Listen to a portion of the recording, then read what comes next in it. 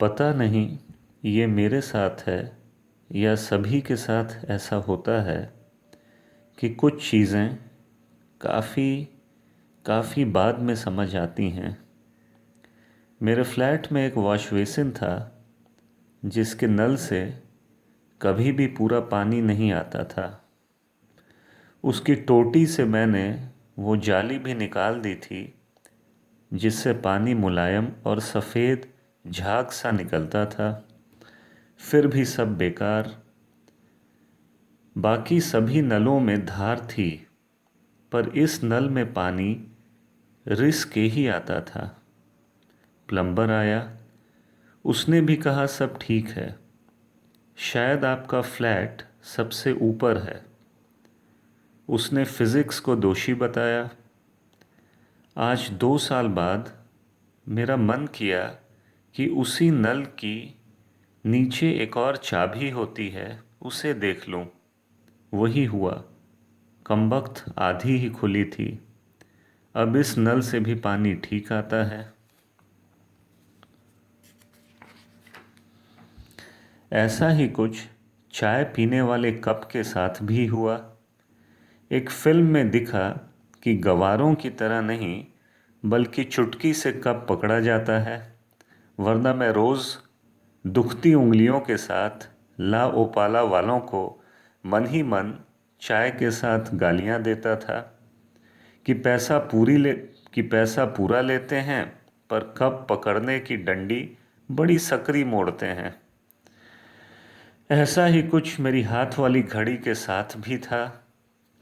एक बार घड़ी की 1:30 देखकर शायद मुझे 31 लिखना चाहिए था।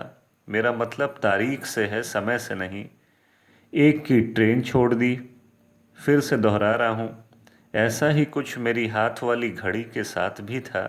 एक बार घड़ी की 31 देखकर एक की ट्रेन छोड़ दी। तब ठीक से 30 31 एक करना घड़ी में आ गया, वरना तब तक कई एक 31 समझ कर कट गए। तब मोबाइल तो था नहीं और कैलेंडर का वही महीना मैं पूरे साल रखता था जिसकी तस्वीर मुझे सबसे ज़्यादा पसंद थी।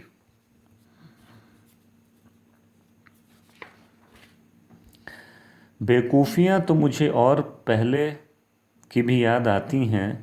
शायद पहली क्लास में था जब मुझे वो पेंसिल कटर जिसमें साथ साथ एक रबड़ और टूथब्रश सा कुछ लगा आता था।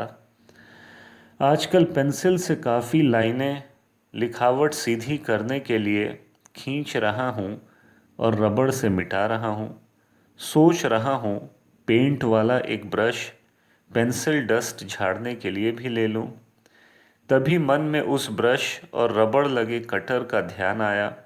शायद वो ब्रश रबड़ का डस्ट झाड़ने के ही काम आता होगा।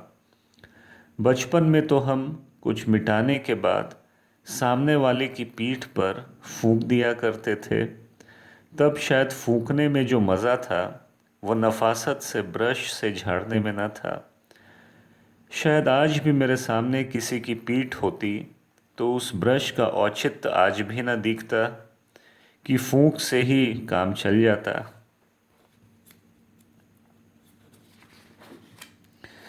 वैसे सबसे ज़्यादा हंसी मुझे अपनी केजी के क्लास की उस बात को सोच कर आती है। मैं सोचता हूँ वो बात मेरे मन में भी क्यों ना आई थी, जो तब मेरे एक दोस्त ने मेरी मदद करने को मुझे बतलाई थी। तब शायद सबसे धीरे लिखने वाला पूरी क्लास में मैं ही था। गेम्स की अंतिम घंटी में भी मुझे बोर्ड पर से कुछ लिखना पड़ रहा था। काफ़ी दुखी था मैं जब देखा सारे दोस्त बाहर खेल रहे थे। तभी बाहर खिड़की से मेरे एक दोस्त ने मेरी कॉपी मांगी। मुझे बचे हुए पन्ने फाड़ डस्टबिन में डालने कहा और कहा, अब जाकर कॉपी टीचर को दिखा और बाहर आ जा। पता नहीं क्या हुआ, टीचर ने भी न डांटा न मारा और मैं बाहर खेलता नजर आया। तब समझ नहीं आया था। आज सोचता हूँ, दोस्तों ने कॉपी ही ख़त्म कर दी थी और टीचर को भी मुझ पर तरस आया था। खैर, ऐसा बहुत कुछ है। जैसे किसी से बहस कर अगले दिन याद आता है कि उसे शायद ये कहता तो वह मुंह की खाता। पर आजकल एक ही बात से परेशान हूँ, वो नेनुए की सब्जी में पानी ऊपर से पड़ता है या नेनुए से ही निकलता है। देखते हैं इस बात का हल भी मेरी ज़िंदगी में कब तक निकलता है। हाँ, एक और बात काफ़ी देर से समझ आई कि सारे आम बेचने वाले दोनों हाथों में दो दो आम पकड़कर एक बोलते हैं। और ये तब होता है जब आप किलो नहीं पूरा सैकड़ा खरीदते हैं। हमने भी फिर 4 आम तोड़ा और बगीचे वाले ने जब पकड़ा तो कहा एक ही तो ले जा रहे हैं। वो नहीं माना, कहा हम उसका पूरा बगीचा ले जा रहे हैं।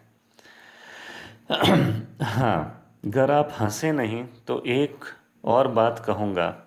कल शाम से परेशान हूँ, कहीं गया था और प्लेट में दिया सारा बिस्कुट खा लिया था और चाय की एक बूंद भी कप में नहीं छोड़ी थी।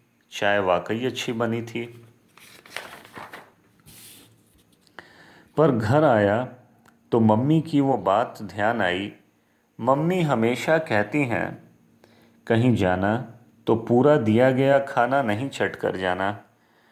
कुछ बिस्कुट वगैरह प्लेट में ही छोड़ कुछ बिस्कुट वगैरह प्लेट में छोड़ ही आना और कप में भी लगे कुछ चाय बची है। यही अच्छे घर के बच्चों की निशानी है।